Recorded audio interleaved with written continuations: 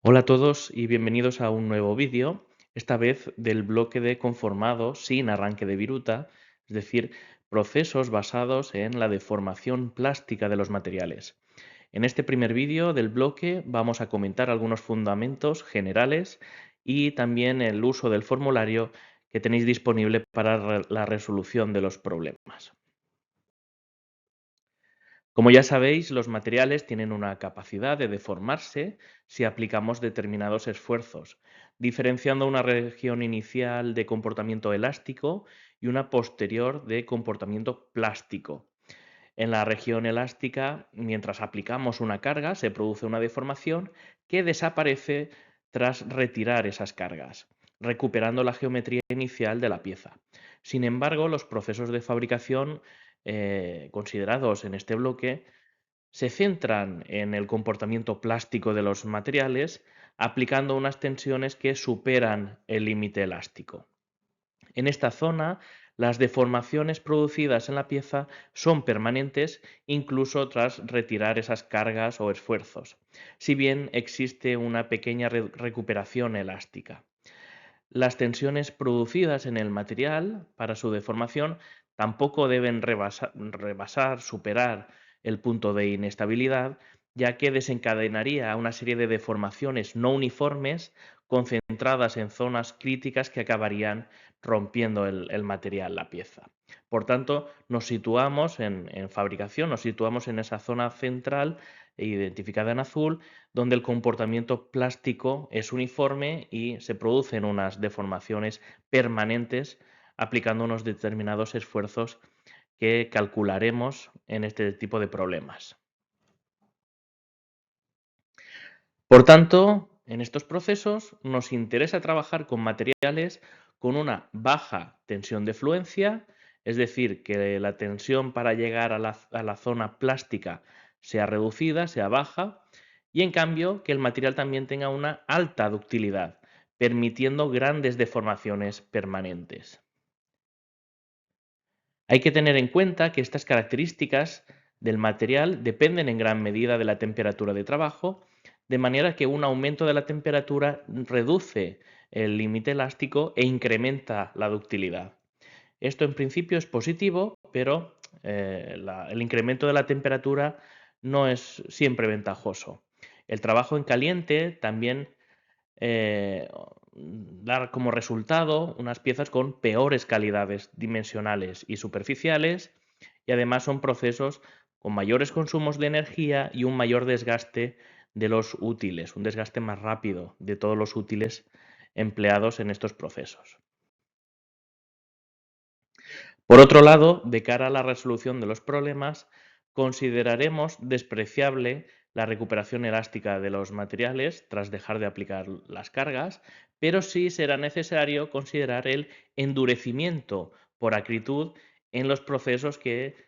tengamos diversas etapas y en los que se esté trabajando en frío, es decir, por debajo de la temperatura de recristalización del material. Esto es debido a que a la salida de una etapa no solo se ha modificado la geometría del material, sino que el propio material se endurece debido a la deformación. De manera que para continuar el proceso en una segunda etapa y en las sucesivas, será necesario rebasar un nuevo límite elástico que cada vez es mayor y que aproximadamente tiene por valor la tensión máxima a la que se ha sometido el material en la etapa previa. Es decir, ese límite se va incrementando a medida que vamos superando y vamos pasando por diversas etapas de deformación. Por tanto, en el contexto de los ejercicios de procesos de fabricación,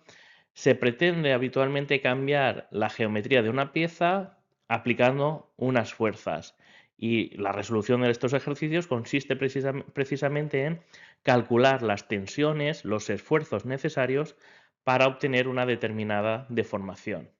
calculada conociendo la geometría inicial y final de la pieza.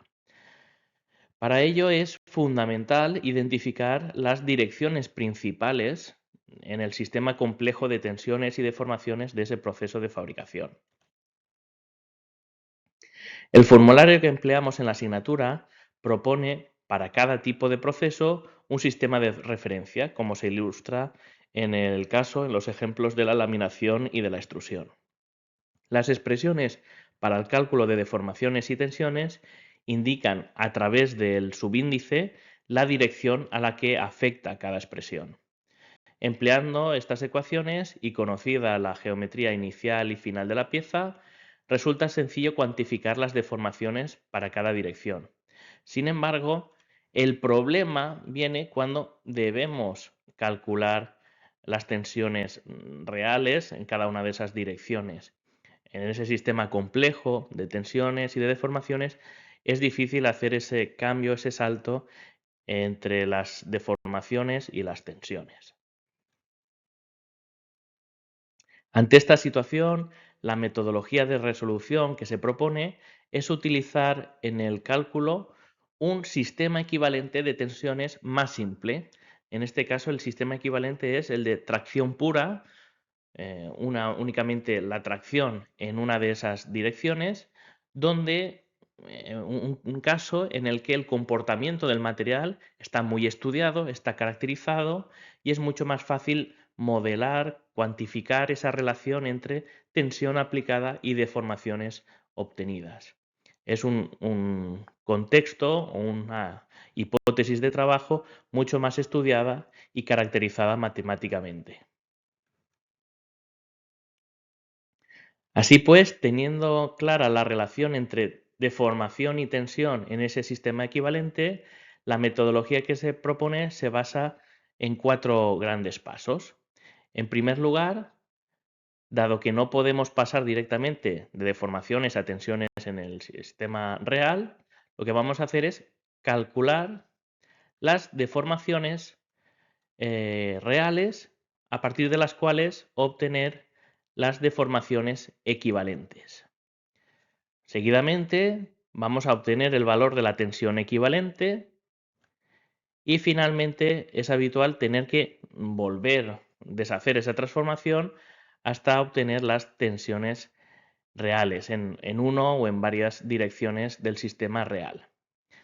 Estas transformaciones entre sistema real y equivalente están soportadas por dos grandes expresiones generales que se ilustran en la diapositiva, pero que podrán ser simplificadas en función de las direcciones y en el caso particular de cada uno de los procesos de fabricación que vamos a considerar. Por ejemplo, en el caso de la laminación o de la extrusión, como se ilustra en este caso, esas expresiones genéricas se simplifican y aparecen en la última columna del formulario, recogiendo tanto la expresión para las deformaciones equivalentes a partir de las reales, como la tensión equivalente relacionada con una o varias tensiones reales. Además, en el formulario se contemplan otras expresiones útiles y específicas para cada uno de los procesos de fabricación que vamos a considerar, tanto expresiones vinculadas al cálculo de fuerzas y presiones, como otros parámetros característicos del proceso, longitudes, áreas, reducciones de sección o de espesor. Conviene destacar que en la mayoría de cálculos las fuerzas están expresadas según una tensión promedio, un concepto que vamos a tratar a continuación. Y es que la tensión promedio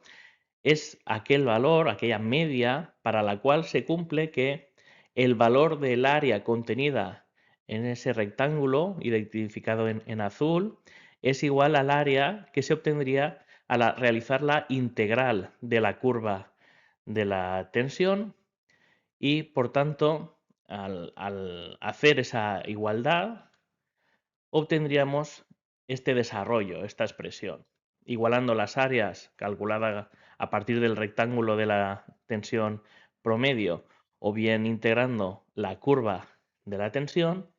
igualaríamos ambos términos de área y hoy llegaríamos a la expresión general de la tensión, en este caso de tensión equivalente promedio. Sin embargo, en un proceso en el que no existen deformaciones previas, en el que no se ha endurecido el material previamente, se partiría de una deformación inicial que sería cero, por tanto podríamos simplificar esa expresión hasta obtener esta otra versión. Esta sí que la tenemos en el formulario, recogida en el formulario, pero sería aplicable únicamente para la primera etapa o bien para etapas inmediatamente posteriores a un recocido, un proceso del que hablaremos más adelante. Sin embargo, en procesos multietapa, como son los casos del laminado o el estirado, si abordamos la resolución de una etapa distinta de la primera, en la que considerar endurecimiento por acritud, la expresión no se puede reducir, debiendo considerar la deformación antes y después de la etapa analizada. Llegados a este punto, es necesario considerar que, para el cálculo de las deformaciones, pueden aparecer diferentes subíndices, expresando tanto la etapa a la que se hace referencia como la dirección de análisis del sistema real que estamos calculando. Además, se debe tener en cuenta que las deformaciones siempre están expresadas relacionando la geometría final con la inicial de todo el proceso o bien de la etapa, de ese estado en la que el material no contaba con un endurecimiento previo, por ejemplo, tras un recocido. Por ejemplo, en el caso de analizar la segunda etapa de un proceso de laminado, será necesario calcular la deformación antes y después de realizar ese trabajo, es decir, la deformación resultante de la etapa anterior y la resultante de la segunda etapa, que es la que estamos analizando. En ambos casos, el cociente relaciona el espesor resultante de cada etapa, pero siempre respecto del espesor al inicio del todo el proceso, el inicio de la etapa 1. Finalmente nos queda por hablar del recocido, que es un proceso entre etapas que permite eliminar las tensiones internas del material y el efecto de ese endurecimiento por acritud que tenemos en procesos de trabajo en frío. Por lo que la etapa posterior a un recocido se comporta como si fuera una etapa inicial, con el material, con esas características del material como reseteadas, como recuperando las características del material inicial, original, virgen. En el ejemplo mostrado, las etapas 2 y 4 deberían resolverse considerando el endurecimiento por acritud previo, pero la etapa 1 como la etapa 3 se resolverían con el mismo procedimiento de etapas como si fueran iniciales ambas, con las geometrías oportunas en cada caso, obviamente. Además, en el cálculo de las deformaciones, las deformaciones de la primera y la segunda etapa se expresan respecto de la geometría al inicio de todo el proceso, mientras que la deformación en la tercera y cuarta etapa se deberían calcular respecto de la geometría a la entrada de la etapa 3, justo tras el recocido, que sería, digamos, la nueva geometría de referencia para el proceso posterior al recocido. Con esto hemos cubierto los fundamentos y claves para los problemas planteados en este bloque de deformación plástica y en los siguientes vídeos comentaremos aspectos particulares de cada uno de los procesos abordados.